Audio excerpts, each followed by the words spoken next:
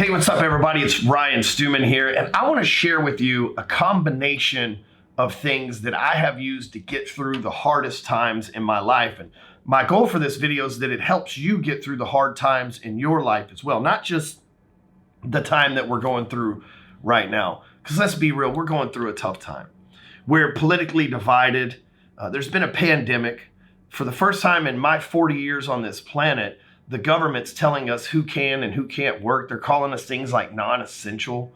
And that's a lot to deal with. Many of my friends have had their businesses shut down. I was with a friend of mine earlier that owns a very large bar in Dallas, actually owns 5 bars in Dallas. And they were making a lot of money for a long time and paying their employees hundreds of thousands of dollars a year.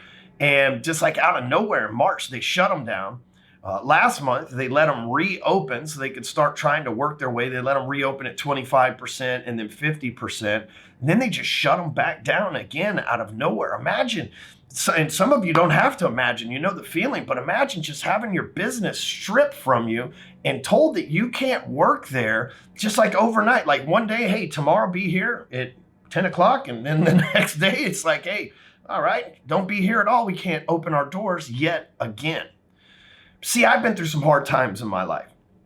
This little 2020 pandemic and aliens and all the shit that's going on right now, you know, this is really nothing compared to some of the hardships that I've been through in my life. And that's why I'm going to share this combination of things that have gotten me through the hard times in my life. And for those of you that don't know me, that have been, shared this video, or you just happen to find it on YouTube or Facebook or whatever, I've been through some really tough times in my life. I was adopted as a young kid. I ran the streets because I hated my family.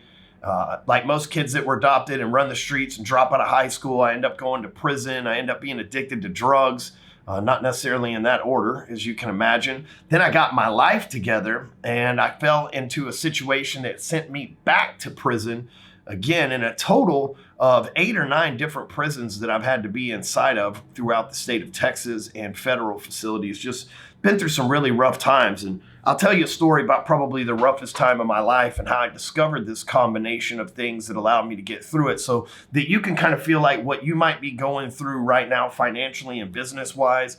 Hopefully you hear this story and you're like, you know what? Shit, man, maybe things ain't so bad for me after all. So the year was 2005. I met the so-called girl of my dreams, right? And we're going to have a few girls of our dreams come in and out of our lives, or men of our dreams, if you're a lady watching this, knight in shining armor, right? So I met the girl of my dreams, and we buy our dream home together, or I bought it, she lived there. You know how it is when you're a provider, right? We had this great relationship, and I decided that, you know what, I had a server installed in my house where I could just work from home. I didn't have to go to the office. And back then in 2005, really nobody worked from home. That wasn't like a normal thing. I'm always a little bit ahead of the time. And so I'm working from home, and I own about 32 or 33 properties at this time. And I'm doing mortgages. So I've got people coming over to my house to sign mortgage applications because the internet wasn't as diverse as it is today. And people are coming over signing mortgage applications. They're dropping off real estate contracts. And I have the renters coming over paying rent. So at my house, on any given day, 5, 10, 15, sometimes 50 people are coming in and out of my house. I lived in a nice neighborhood. It was probably a $450,000 home. If you live in California, that might be a shack. But in North Texas, that's not a bad size home. It was probably a 4,000 square foot place. On the weekends, I would invite my friends over. I was only 26 years old, so I would invite my friends over, and we'd have a few drinks and smoke a little bit in the backyard, and I had a few cars, and not the cars that I have today, but, I had like a cool Trans Am and a pickup truck, and I think I had something else too at the time. I can't remember what it was, maybe a Corvette or something of that nature. But at 26, I felt like I was doing big deals, and in 2005, I made almost $1 million. And about March of 2005, by the end of 2005, I made almost $1 million. But in March, I was on a family reunion vacation on a cruise ship.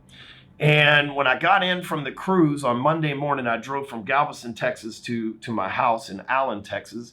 And when I got in, my house had like what I thought was an ambulance parked out front. And there was all sorts of people in my yard. And as I creeped over to the house, I thought, what in the hell is going on there? And turns out it wasn't an ambulance. It was an armored car from the SWAT team. The SWAT team had raided my house. First of all, I wasn't even home. I hadn't been home for a week. I'd been in Mexico on a cruise with my grandparents. And we pull up to the house, my girlfriend and I, we pull up to the house, and there's cops everywhere. And they see me in my truck, and they're like, there he is, get him. And I'm like, shit, what happened while I was gone? Like, what in the fuck took place in my house that would cause the cops to be here? Well, I had these neighbors that rented, they didn't own, they rented the house next to me. And they were like basically Karen and Ken, you know what I mean? Like they were always calling the cops when we partied, and they were getting mad all the time. And these fuckers didn't own the house. I owned my house, right?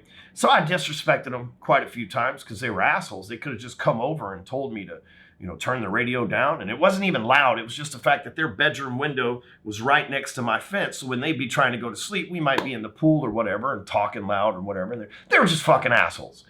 And so they had called the police and told the police that I was selling dope. And because of my past history of going to prison, the police got a search warrant and came into my house. They had watched my house for a few weeks, saw that I had a shitload of traffic, executed a search warrant, come in. They didn't knock on the front door or anything like that, threw a flash grenade in my house, and my assistant was working in my house and fell down a damn flight of stairs from the flash grenade that they threw in there. And again, I don't know any of this is going on because I'd been on the road and we didn't have like videos on phones and things like we do these days because this was, 15 years ago. And they arrested me. They arrested me for felon in possession of an unlawful firearm, which meant that I had some stuff that was banned by the Brady bill, which I didn't even know existed at the time anyway.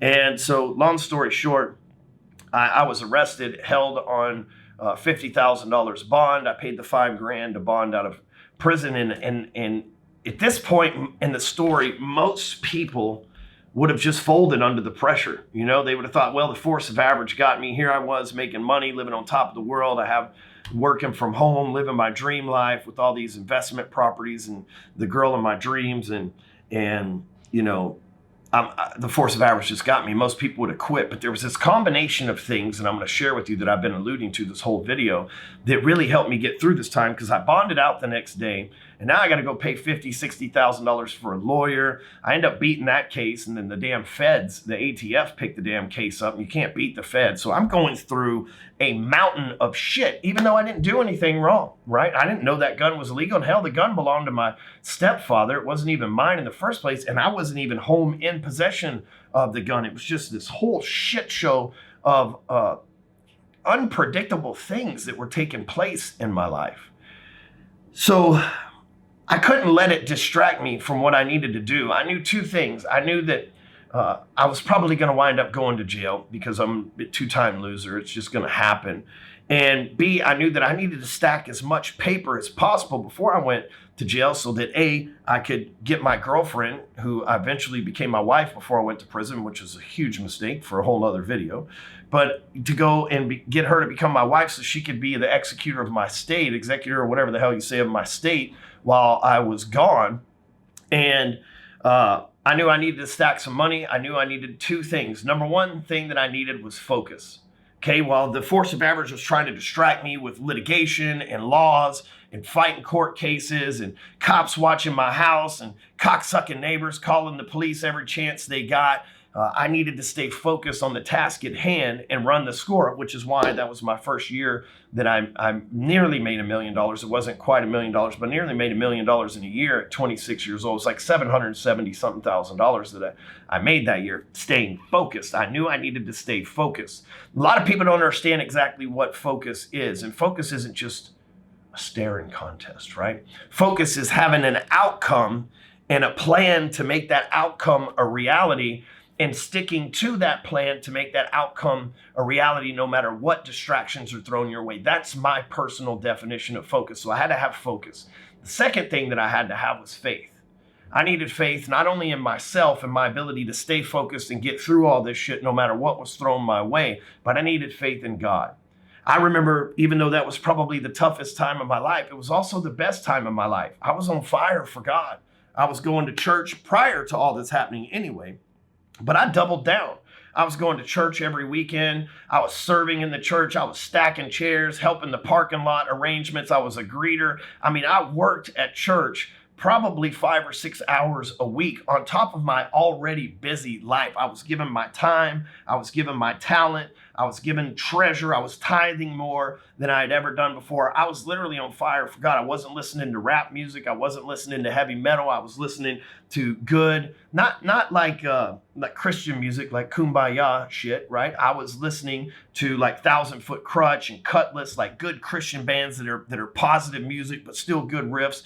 And man, I was on fire. And I can tell you, through that turmoil and that hard time in my life, faith and focus were the two things that got me through it. So the reason why I share that story with you and this lesson with you is no matter what you're going through right now, right? Your business might be shut down. You might have been locked up with your husband or wife for the last 3 or 4 months in quarantine and you guys want to kill each other. Your kids might be driving you crazy. Your income might have dipped. You might have lost your job.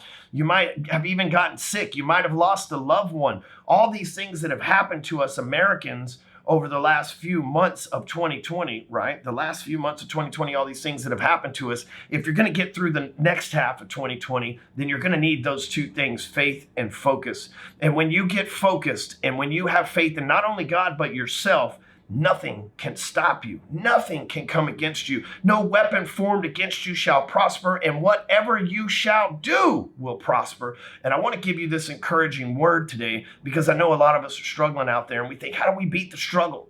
And I want you to understand one thing and one thing only. The struggle makes you stronger. The fact that you're still alive, the fact that you still have internet access, the fact that you're watching this video on YouTube or Facebook or wherever I put it means that you survived that struggle. So first of all, I want to applaud you for surviving that struggle. And the fact that you made it through that struggle and that you're still here means that you're resilient. And the fact that your resilience can be paired up with faith and focus means the second half of this year becomes the best half of any year of your lifetime. So I want to encourage you with that. If you know somebody who needs to hear this video, needs to see this video, share it with them, put them on social media, all that other good stuff, man, so that we can encourage people to have that combination of faith and focus. And no matter how bad things were in the past, it doesn't dictate how good things can be in the future. So I wish you all the best and thank you for watching.